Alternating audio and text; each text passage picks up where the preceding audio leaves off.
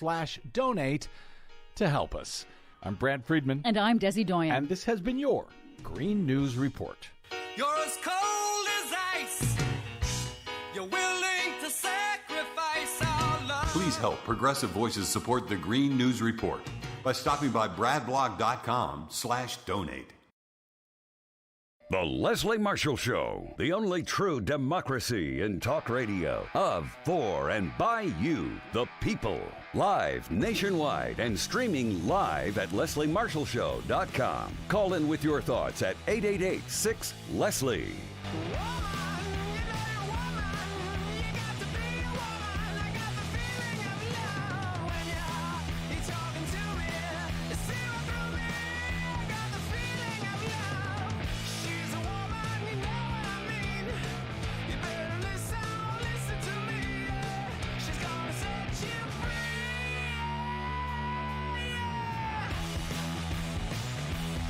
Here to set you free. Happy Friday. I'm Leslie Marshall, and welcome back. Only true democracy and talk. Thank you for listening on radio, on stream, on podcast, and for watching us on Twitter's Periscope, Facebook Live, YouTube Live, and soon to be, I think, LinkedIn Live as well. As I said, I'm your host, Leslie Marshall. How you doing? TGIF. It's been a long week for many of us. But joining us is somebody who will make this hour fly because you'll learn so much. You'll be entertained. Somebody I like personally and professionally. Great to have him back on the show. And that's Scott Paul. Now, Scott, if you don't know him and if you just tuned in or you've been listening and, watching the show before, you should know. And if not, you're new. You need to know. He is president of the Alliance of American Manufacturing, for American Manufacturing, the AAM. They're a partnership established by some of America's leading manufacturers and the United Steelworkers Union. And for over a decade, Scott and the AAM have worked to make American manufacturing a top-of-mind issue for all of us, we the people, the voters, and our national leaders. And they've done it through effective strategy, advocacy, innovative research, and certainly a savvy PR relations strategic campaign. Obviously, they're succeeding because manufacturing is a top-of-mind issue, and not just for the many of us who have people in our families who work in the field of manufacturing. Welcome back to the program, Scott Paul. Hey, Scott, good to have you with us on this Friday. Welcome back. Yeah, Leslie, happy Friday. It's great to be here. And it's great to have you with us. We know that President Biden has spoken with the leader of China. We know today that we re-entered the Paris Climate Accord. And we know there are going to be some talks with Iran. So there's a lot going on with this president and this White House, some based on promises and some just based on necessity or trying to clean up if there were some messes from the former administration. And whether it is privately or publicly, which is so refreshing in this administration, they're usually the same now. What they say in private, what they say in public, a little different the last 4 years. But the President Biden and his advisors, they have signaled that there are some dramatic interventions that they plan on to revive U.S. manufacturing. And of course, we need to come to someone like you, Scott, to say, will they actually happen? So first of all, talk to us about some of these dramatic interventions that the Biden administration and his advisors have signaled they want to implement to revive U.S. manufacturing, and if you think they'll actually happen, and then C, will they be successful if implemented? Absolutely, and thank you, Leslie. Let me set up the question first. Why should they even do this, right? Why does manufacturing even matter? It's a smaller percentage of our economy than it used to be. Americans don't think so much about that, except for when you need it, like Texans in the in the current winter storm. But so the why, first of all, I mean, it's a generator of good middle class jobs. There are certain types of manufacturing that are vital to our national and our economic security. And we also know, and I think this is the disturbing thing, that out of every recession that our country has suffered, we've ended that with fewer manufacturing jobs, and we haven't recovered those jobs. And so I think Biden realizes, ahead of them is a huge challenge. We lost more than 1 million manufacturing jobs in the wake of the pandemic, and we're still about 580,000 jobs short there. Meanwhile, you referenced the climate agreement. The world is moving, the Paris Agreement, the world is moving forward to address climate change. Our automotive industry is going to undergo massive disruptions in the years ahead, converting to electric vehicles. You think about autonomous vehicles, and just not only what that means for consumers, but also what that means for the production system. And what I think the Biden administration has discovered is that you need a strategic approach to do this well.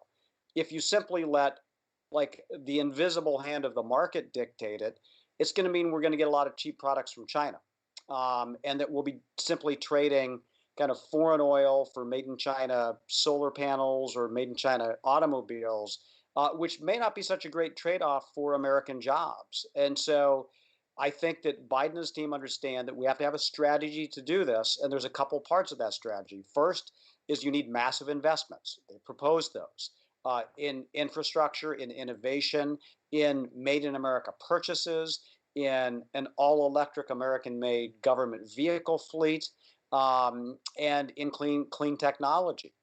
Second, you need the right rules. You need to make sure that we are making it here, as I referenced, that it's going to be a made in America reference. And then you also need to invest in R&D and also in our workforce so that we have a skilled workforce that's capable of converting to this new economy, and also that we're on the cutting edge of research and technology.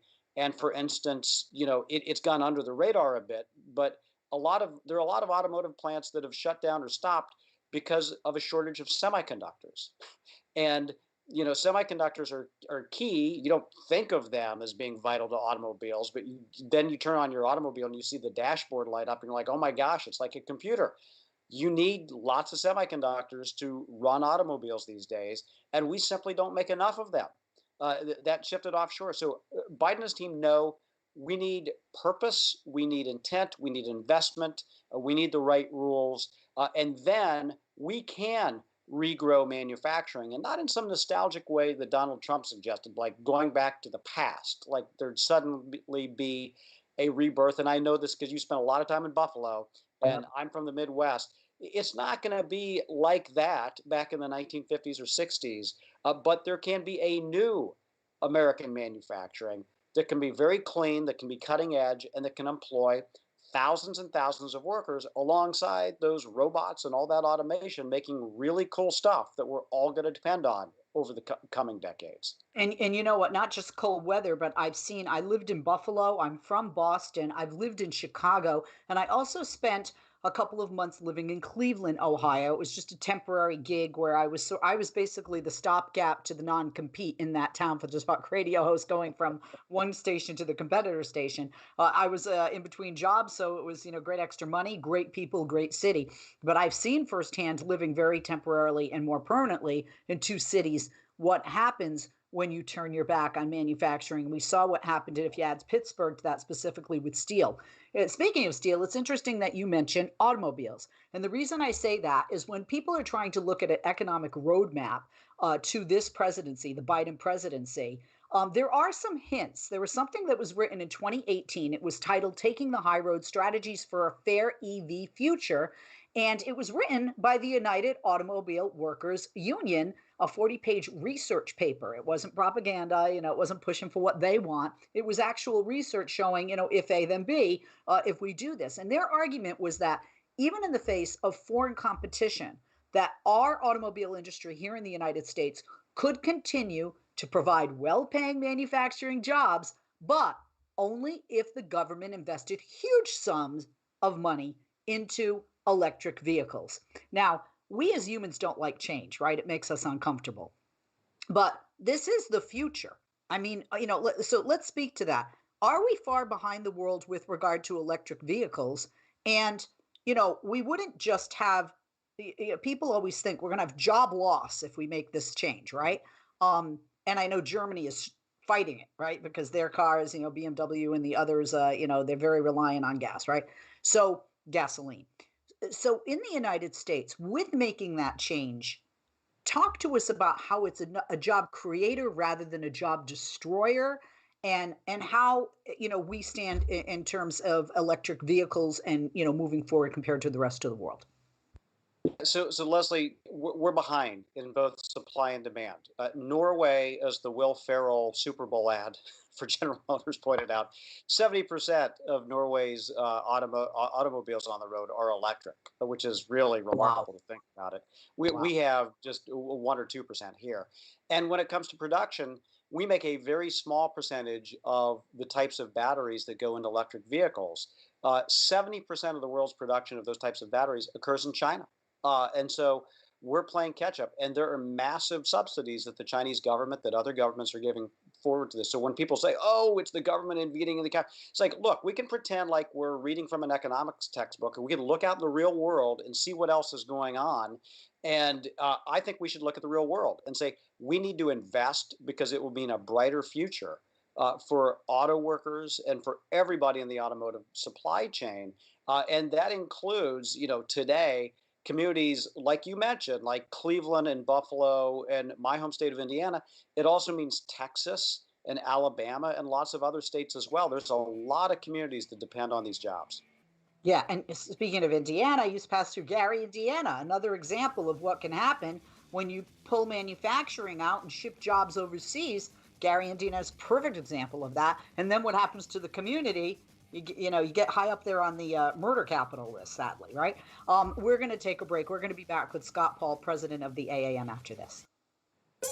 If you're worried your friend may be struggling, remember, you don't have to be there to be there. You could say, how are you, or get a fake tattoo. You could ask with an app if it works for you. You could write them a text or knit them a sweater. If you can't be together, you could write them a letter. Whatever gets you talking. Whatever gets you talking.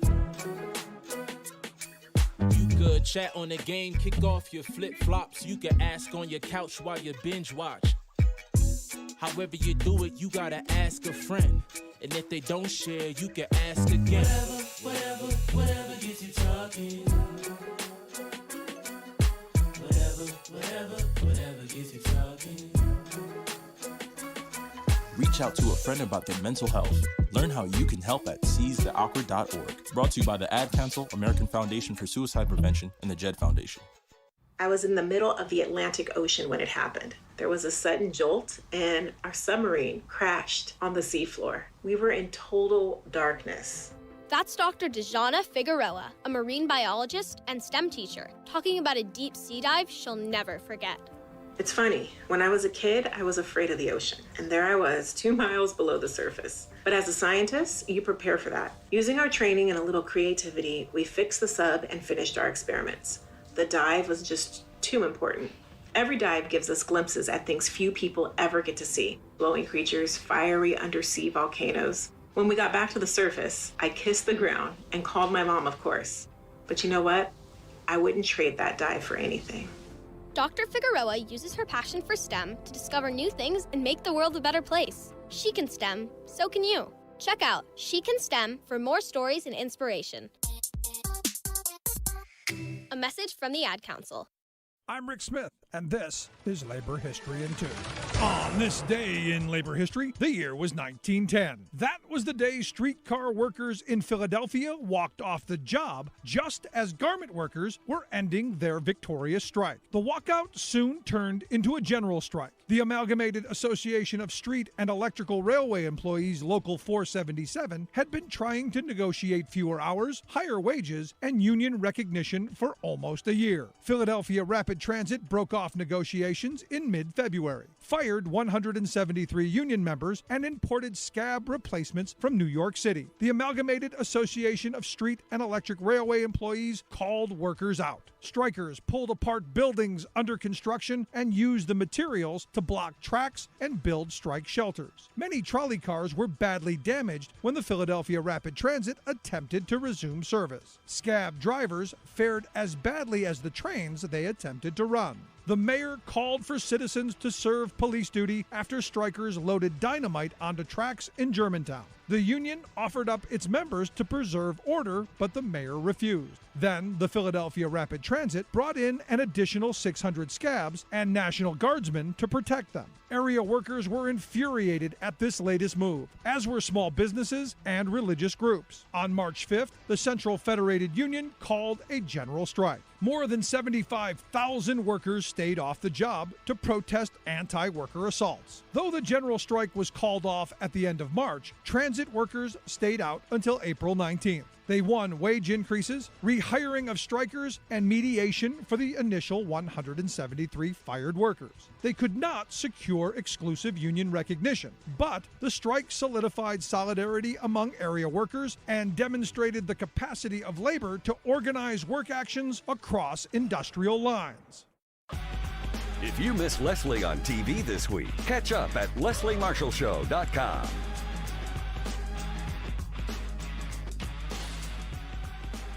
And we're back. Welcome back. I'm Leslie Marshall. Our guest is Scott Paul. He's president of the Alliance for American Manufacturing. I forgot to mention before the break, go to their we were pressed for time, so my bad. Go to their website, americanmanufacturing.org. Also on Twitter, follow the AAM at Keep It Made in USA. We need to, and we need to buy American. And also follow Scott at Scott Paul. AAM. By the way, that AmericanManufacturing.org website always has, whether it's Christmas, Valentine's Day, and just ongoing American-made products that are great things for you to buy for you and your family and your home, or also as gifts. I find it invaluable. Whether it's Mother's Day or Valentine's Day or Christmas. Or other holidays, check it out, AmericanManufacturing.org. Scott, thank you for holding. Welcome back. We had talked about how the Biden team wants to transform the economy, how they really want to transform the economy.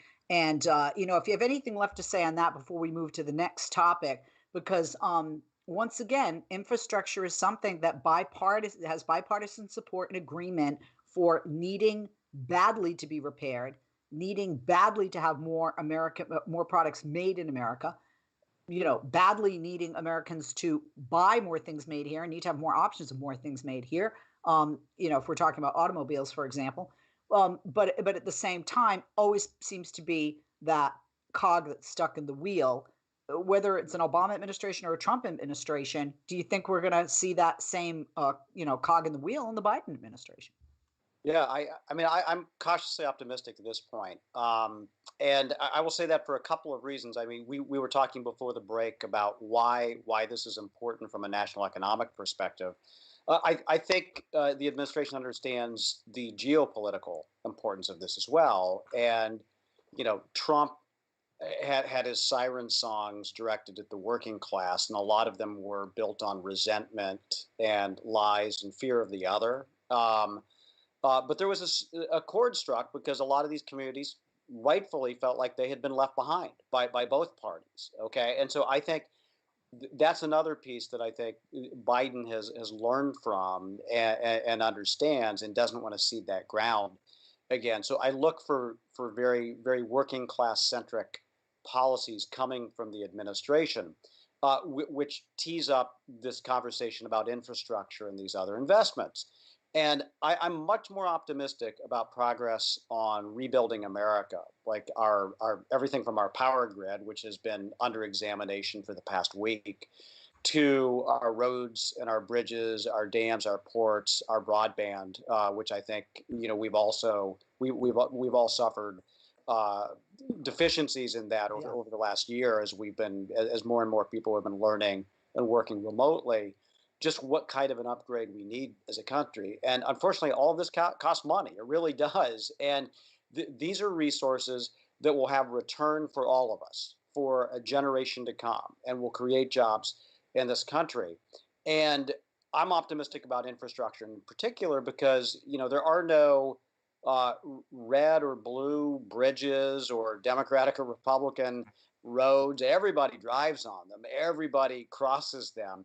And I've heard Joe Manchin, for instance, who's been skeptical about some of the spending, say he's willing to spend trillions on infrastructure because he realizes how valuable it is.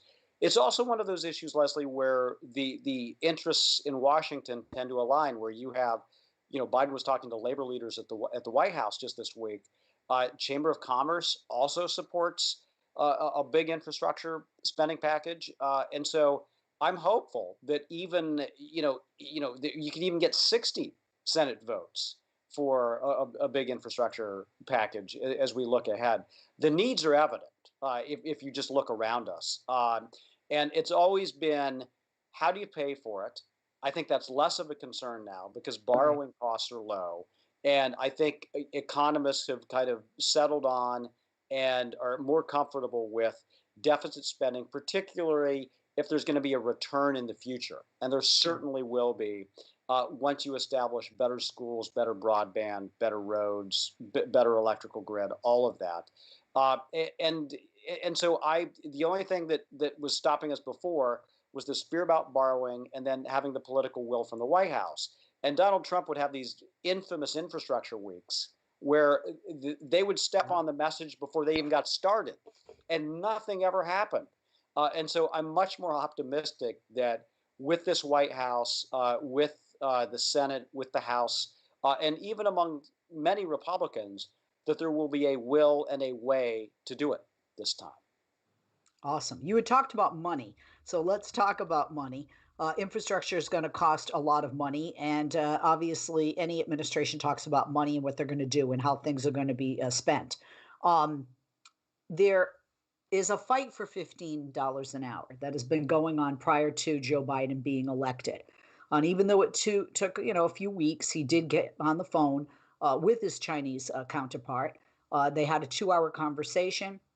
Allegedly, the president challenged President Xi on China's human rights record, its military aggression specifically in Hong Kong, human rights record specifically concentration camps against Muslim Uyghurs, and its coercive and unfair economic practices. At the same time, it is a balancing act with China. Every presidency goes through this. At the same time, holding out hope that the two countries could work together because we do have to fight this pandemic. This is an international problem, and we do have to fight climate change. Both are global problems and global issues. So many things that I want to ask about this. First of all, were you disappointed in the time that it took Biden? I wasn't, and let me tell you why. I thought Joe Biden was playing his hand in the sense of like, you can wait. I'll get to you. Yeah. My people are more important than you are right now. I thought, if there was some signaling of that, but do you wish you had gotten on the phone quicker? You and I talk about getting tough on China, whether it's with currency manipulation or regarding human rights violations. There is talk of boycotting the Olympics. That could have ramifications, not just for manufacturing, but obviously for prices with, tariffs and retaliation from China. So much to talk about with China. Yeah. So first, were you upset with the time frame and what you heard came out of that conversation? And how tough should the Biden administration be with regard to China? Because if you're a little tough or a lot tough or somewhere in between, we may have some suffering. Yeah. I think the Biden administration has shown it's going to be strategic and tough with China. And no one knows Xi Jinping better than Joe Biden does. He took the time to get to know him when they were both essentially vice presidents, although Biden was elected and Xi Jinping was more or less anointed. And so I do think they also understand, to our last conversation, the Biden team understands the importance of getting China right, that it is an external threat. And by it, I mean the Chinese Communist Party, its policies, not Chinese Americans, not Chinese citizens, nothing like that. But the policies are a threat to our economic future, and they have to be managed correctly in order for us to make progress here at home. And that's going to take a conversation with our allies as well, acting in concert when we can, which will be much more effective than going it alone. We're going to take a break. When we come back, I want to talk about the international coalition that Biden wants to, use to deal with China and what that means, what he wants to keep in place from Trump and what he wants to change, and get your take on that right after this. I'm Leslie Marshall. Scott Paul, president of the AAM, is our guest. We'll be back with him and with you. Don't go away.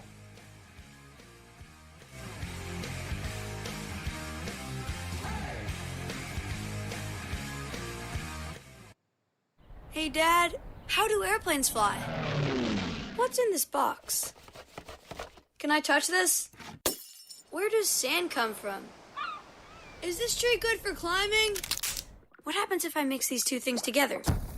How are babies made? What does this thing do? Kids are curious about everything, including guns. Talking to them about gun safety in your home is a good first step, but you can do more. Always keep your guns locked, unloaded, and stored separately from ammunition. Storing your guns securely is the best way to prevent family fire, including unintentional shootings. For more information on safe gun storage and ways to keep your family safe, visit endfamilyfire.org. That's endfamilyfire.org. What do we keep in the attic? What's this thing called? Can I ride my bike backwards? Like I said, kids are curious. It's up to us to keep them safe. Brought to you by End Family Fire, Brady, and the Ad Council. Wake up and text. Text and eat. Text and catch the bus. Text and miss your stop. Wait. Text and be late to work. Sorry, I'm late. Text and work. Text and pretend to work. Text and act surprised when someone calls you out for not working. Who, me? Text and meet up with a friend you haven't seen in forever. Hi. Oh, hey. Text and complain that they're on their phone the whole time. Text and listen to them complain that you're on your phone the whole time. Text and whatever. But when you get behind the wheel, give your phone to a passenger. Put it in the glove box. Just don't text and drive. Visit StopTextsStopWrecks.org. A public service announcement brought to you by the National Highway Traffic Safety Administration and the Ad Council. Grassroots progressives put Biden in the White House. But what do we get for that? Nothing guaranteed, but at least he gives us the possibility of winning some progressive policies. Unlike when Clinton and Obama fleetingly raised hopes in 1992 and 2008 that progress was possible, only to disappoint us, two new factors give progressive proposals a greater chance this time. First is Biden himself. A core part of his political makeup is that he's Joe Labor, coming to the job with a genuine affinity for working stiffs. For Biden, labor rights are not wonkish issues, but about showing gut-level respect for working families, actually caring about the well-being of workers. Second, and most important, is you and me.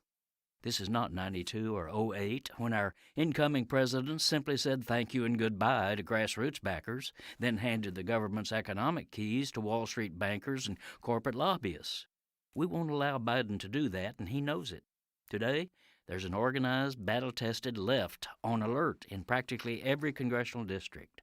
Plus, we now have a growing cadre of unwilting agitators who are influential members of Congress, willing to expose and oppose insider sellouts.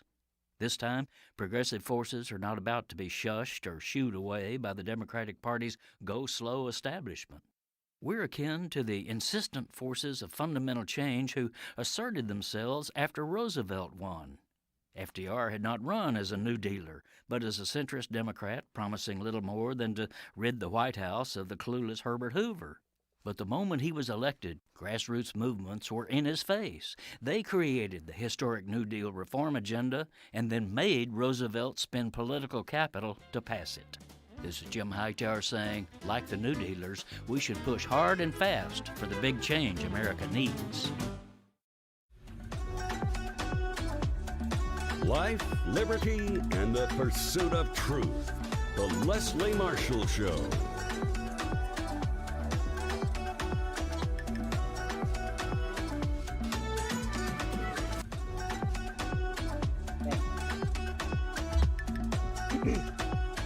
We are back. I'm Leslie Marshall talking with the president of the AAM, Scott Paul. Let me give you that information again. I get so carried away with Scott, I get pushed up against the break. Go to their website, americanmanufacturing.org. You can not only learn about the AAM, learn more about American manufacturing, and you're getting facts. You're not getting a political leaning bias. They're a non-political organization. And in addition to that, a lot of great tips for American companies, products that are made in America. Support those companies and find out who they are. Check out AmericanManufacturing.org.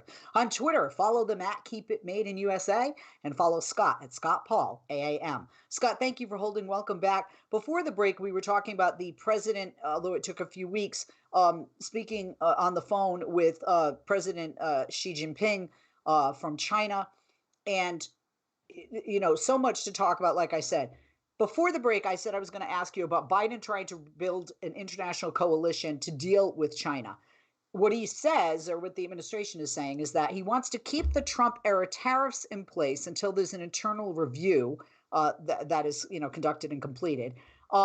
He warned loudly of China, quote, eating our lunch when it comes to infrastructure, and that signals another big priority in the Biden administration.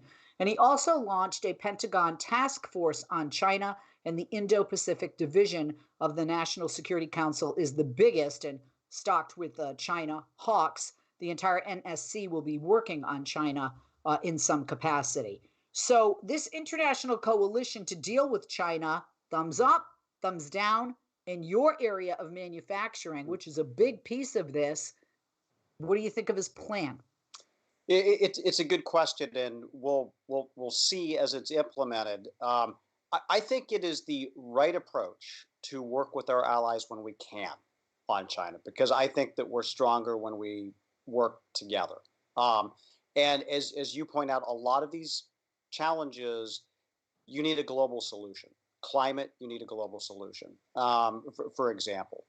But there are other areas where the United States has traditionally been at the forefront, and either it's by choice or by necessity. A good example of that is a response to the Communist Party's treatment of Uyghurs, who are Muslim people in the western part of China. And the Trump administration had declared that to be a genocide. It was the first country or first government, you know, globally to do that. The Biden administration said it agreed that it was in fact a genocide. You know, the European countries aren't there yet. You know, and so I think that Biden's going to have to bring them along. And there's a little more fear, I think, among some of the European countries about their exposure to China economically, and also this sense that I think that, you know, they obviously were ground zero of the Cold War, you know, fought back and forth between the Soviet Union and the United States. And I don't know that many of them are looking forward to any sort of a repeat. And so I think there's a little bit of fear there. But I think it's in all of our interests to, I think, be realistic about China. And again, I want to emphasize, this is in no way a critique of the Chinese people, of Asian Americans, but the Chinese Communist Party and Xi Jinping in particular are enacting a series of policies that are anti-democratic, that are brutal, that are economically devastating to the United States, that rely on stolen technology, and we can't abide that, and we shouldn't. And you know, past administrations thought it more convenient to pass the buck to the next one, and that's what happened. And Trump did take action, but it was just kind of like you know, wildly throwing his arms up and seeing what would happen, and the 25% tariffs, and then making a China deal that was really half baked, and not speaking out about Hong Kong or the Uyghurs, but getting upset about other things, and it was very discordant. And so my hope, as the Biden administration is formulating its policy, is obviously that it is much more coherent, that is much more strategic, that it's results oriented, and that it engages our allies where appropriate. And it's accompanied, and I think this is important, and this is what we've been talking about all along, by major investments in our own economy so that we become less dependent on cheap stuff from China, and that we become more self-reliant where it makes sense to supply our own critical goods. Now, that doesn't mean we need a fortress America around our country, but we obviously have a problem if we can't make enough semiconductors here, or if we're making a paucity of electric batteries here, or if we only have one steel mill that makes the kind of steel that goes into our electrical grid. We need to up our game here, and I think Biden understands that. And so I think those two pieces together will make us safer from a national security perspective, and also more resilient from a homeland security perspective, and whether it's responding to cyber threats or climate change and all of the disasters that unfold from that, and that we'll be building a better future for workers in this country as well, and not just following a policy where multinational companies can ship our jobs overseas with little or no consequences. There's always a danger when you have any kind of industrial policy that it'll just devolve into a lobbying competition. Is there fear of that as well? Because it can happen, obviously, in any administration, Democrat or Republican. Yeah, absolutely. It's a valid concern, and we've seen it play out already because we have kind of an industrial policy for our oil and gas industry, and it doesn't beget competition. It boosted their profits, and it made the conversion to other more diverse and renewable forms of energy slower and less effective than it should have been, for example. And there have been cases, obviously, we have an industrial policy for our aerospace industry. Our Department of Defense buys a massive amount from that industry. And it can lead to price gouging and to, just the sense of security that they have instead of being more competitive. And so as we approach an industrial policy, it has to be one, first of all, that puts workers first, not corporate profits first, and that is going to benefit us in the future broadly as a society. And so having a manufacturing base that's capable of making those electric vehicles and electric charging infrastructure in the United States, I think is broadly benefiting to American citizens. So it's not about picking winners like GM, you win this, or Ford, you win that. I think there has to be competition for all of that. But we do need to have skin in the game, and we need to be smart about it. And we need to make sure that these companies that are receiving public resources in the form of innovation or workforce training aren't shipping jobs overseas, aren't just pocketing the profits and delivering them to shareholders at the expense of their workers and not giving them raises or benefits. And so I think the Biden team understands that, and that will set it apart from past efforts to try to boost U.S. industry. It would seem that China's figured out a way to enable the U.S. industrial sector to collapse from within by attracting corporations with cheaper labor cost. What can be done? We've talked about this before. Should there be monetary punitive measures taken on corporations who continue to ship jobs overseas and continue to build manufacturing plants in countries like China, but also India, Bangladesh, Mexico, and Vietnam? Yeah, I think that's right. Trump's approach was not to deal with the tax side, but only to put some tariffs on some imports. And I think there is a role for that. But believe me, I do, especially when these products are coming in and they're built with stolen intellectual property, or they're dumped into our country, or they're heavily subsidized by their governments. Absolutely, we should apply tariffs. But we also need a tax policy that holds these multinational companies accountable for their actions, because they get a lot of money from state and local governments as well as from the federal governments to train their workforces, to locate in the United States. And then if they take those profits or they take those jobs overseas, there needs to be penalties for that. And we need to incentivize them to do the right thing and bring jobs home when it makes sense to do that. Absolutely. We're going to take a quick break. When we come back, we're going to talk about COVID relief, This is an area where you don't have 100% support within even the Democratic Party, who have power, in the House and obviously in the Senate, with Kamala Harris, the Vice President Democrat, as tiebreaker, and President Joe Biden being a Democrat as well. Scott Paul's our guest. We'll return with him, president of the Alliance for American Manufacturing, the AAM. Please, like I said, check out their website. You'll learn a lot of great things. I have very valuable information, AmericanManufacturing.org. On Twitter, follow them, the AAM, at Keep It Made in USA, and follow Scott at Scott Paul, AAM. I'm Leslie Marshall. We'll be back with Scott. We'll be back with you after this quick break. Don't go away. America, your children have an amazing superpower.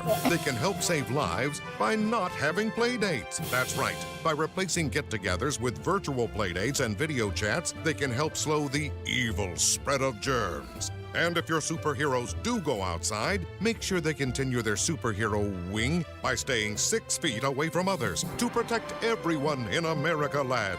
Find out more at coronavirus.gov. A message from the CDC and the Ad Council. America, your children have an amazing superpower. That's right. They can help save lives by simply washing their hands. Just 20 seconds of thorough hand washing after they've coughed or sneezed or been outside can help fight against the dastardly spread of germs. Armed with only soap and water and hands, your superhero can protect you, your family, and everyone out there in America land. Amazing! Find out more at coronavirus.gov. A message from the CDC and the Ad Council. He was the heart of your family, and he taught you our history. He helped you fix your first flat. He was the best backyard DJ around, and every time he'd tell a story, he'd own the room. But now more than ever, he may feel alone. Today, older adults and their loved ones are struggling to connect, in a time when connection has never been more important. But there is something we can do.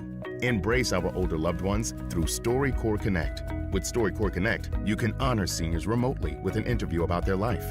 Every interview will be archived at the Library of Congress, becoming part of American history, so that years from now, future generations can listen in. All right, Grandpa, what's one piece of advice you have for me? Just 3 words, sweetheart. Live with courage. The man that had the best stories still has plenty of stories to tell.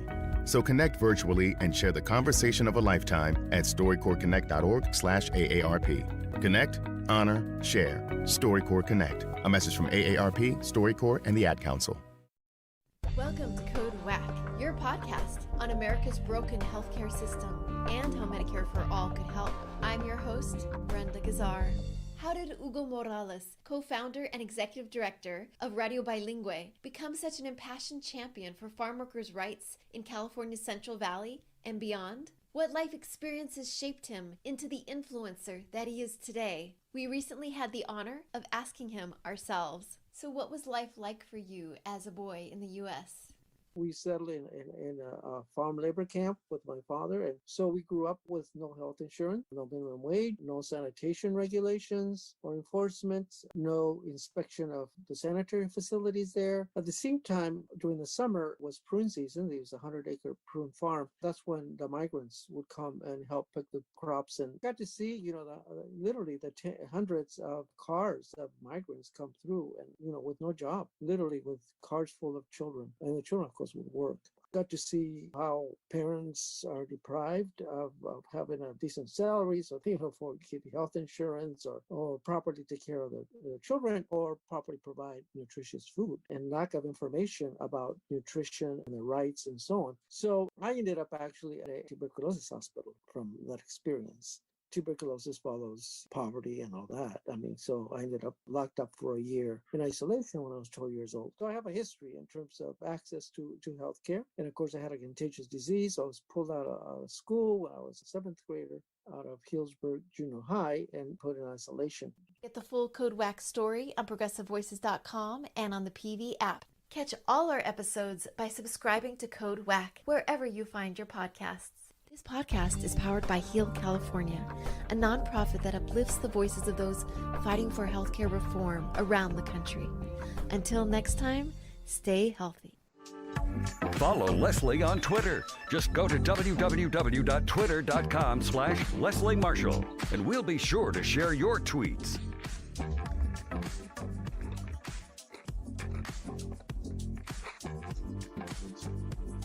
We are back. I'm sad it's the last segment of the hour with Scott, but many of us will get to our weekend then. Some have a long work day ahead. Scott is president of the Alliance for American Manufacturing, the AAM. Like I said, check out their website, americanmanufacturing.org. Follow them on Twitter. The AAM can be found at Keep It Made in USA, and follow Scott as well at Scott Paul AAM. Scott, thank you for holding Welcome Back. I want to get to, if I can, a couple of topics here. We haven't touched upon, everything. But let's touch upon COVID relief. And there are divisions over this within the Democratic Party. This is a massive economic plan, $1.9 trillion in this coronavirus relief bill.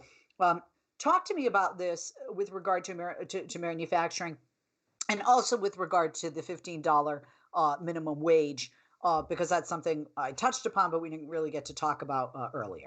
Yeah, absolutely. I come from the camp that believes that we need to try anything that has a reasonable chance of working to stimulate economic growth and to make families more economically secure. And, the reason why I say that is that that's what Franklin Delano Roosevelt did during the New Deal.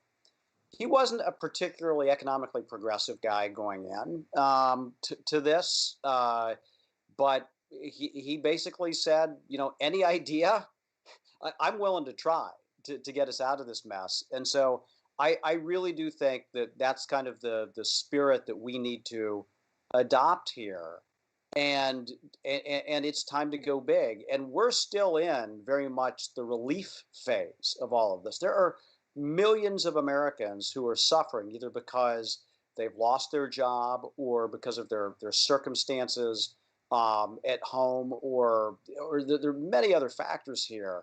And we need to do everything that we can to make them economically secure until we can get to the other side of this. And even then, it's going to be a new and disrupted economy. It's not going to look like the old one did. So I think that's number one. On the minimum wage, that plays a role in this too. And, it will help manufacturing. First of all, manufacturing wages are, on average, in the $20-some an hour range. And for union manufacturing, it's well above that as well, with benefits. And so minimum wage isn't a competitiveness issue for manufacturing that a lot of other businesses might throw out there. But here's what it does. It takes people who are working hard every day from poverty wages to wages where they can buy the American dream for their family. And whether that means a washing machine or an automobile to give them more mobility and transportation options, or whatever it is, but that stimulates demand in the rest of the economy, including manufacturing. And so I firmly believe that raising the minimum wage is going to increase the amount of money that's circulated in the economy. And that's going to have dividends for all of us, whether we're taxpayers, consumers, workers, producers. And so I hope that that's part of it as well. And the relief part is important because that gets us through, whatever the next 6 to 9 months. Beyond that, and we've been talking about infrastructure. This is the recovery part. This is where we are reimagining our economy, and we're trying to remake it so that we're resilient in the future, and that we've learned from this and we come out of it stronger. And I think that's also very important because we are right now playing catch up. We are way behind. We've managed this particularly ineptly, and by we, I guess I mean the Trump administration did. And so we have a big hole to dig out of here. And it's going to take that type of reimagining on the other side to make sure that we're not going to lose further ground. Because over the last couple of years, our trade deficit exploded. We lost a lot of good paying jobs. We're in worse shape relative to the rest of the world than we were when we started this. And so just from an economic competitiveness, from that point of view, we really need a new set of policies that's going to drive us forward, and where the benefits are going to accrue to workers rather than shareholders who are doing very, very well right now. But everybody else in the working economy is struggling and needs a boost. Absolutely. I want to talk about let's build a made in America future and how people can take action. We've talked about how it's beyond time that we rebuild our infrastructure, which crumbling is an understatement with the ratings that we continue to get year after year. How it's necessary to invest in clean energy. Like you said, we are behind the rest of the world. We've talked about the years of neglect that have left the bridges in this country, the water systems, the electrical grid, roads, railways, airports, schools, more, in terrible shape. So we have to get to work on rebuilding this infrastructure. Obviously, COVID is a priority in this administration. There are signals that there are going to be some big legislative pushes, once we get COVID, under control, people are vaccinated.